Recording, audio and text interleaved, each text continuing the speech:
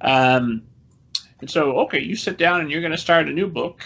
What happens first? Is it a conversation with the agent about what's expected, what kind of book it is, or have you already sat down and written an outline? What's your first step? I mean, honestly, my first step these days is get a contract, which sounds super privileged, but is kind of where I am currently because I am primarily a series writer. I write books and then I write their sequels. And that is a nice position to be in. I like it here. It can also be occasionally a little bit stifling because I don't actually get to make a decision about my next 4 books. There are no decisions to be made. They've already been made. Those books are sold. I am going to be writing the book that I have promised to my editors. Period. There is no negotiation. There is no room for a conversation. And that's okay. Again, I knew what I was signing up for when I did it. This is not a deal with the devil. This is straight up, you wanted a job, you got a job. But the other downside, not downside even, but the other thing about working in long series is that I've got outlines already. I'm always a little bit lost these days when I start something new because I'm like, wait, I have to think?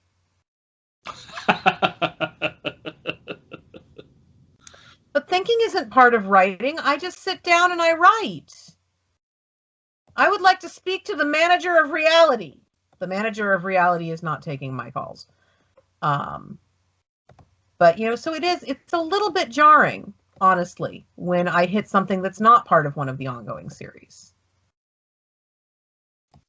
So with multiple series going and multiple books in, how are you keeping track, and how far in advance do you plan out your story?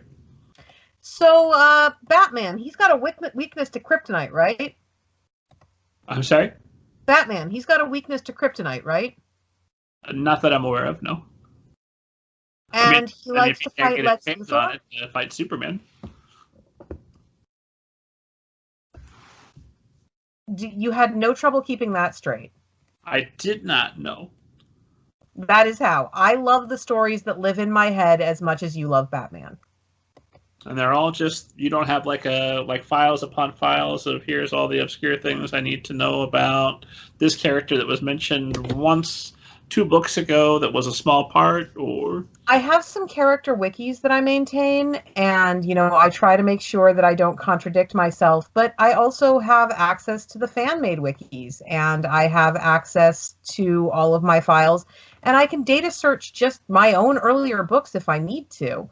But usually the comparison I'll give people is it's like watching television.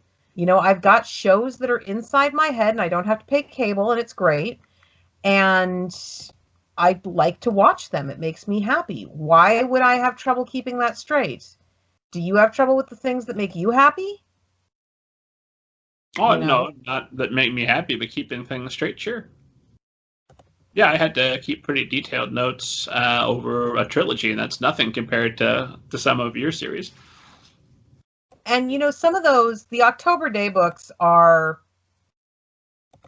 I love them desperately, and they are really a self-indulgent attempt to justify my time in college.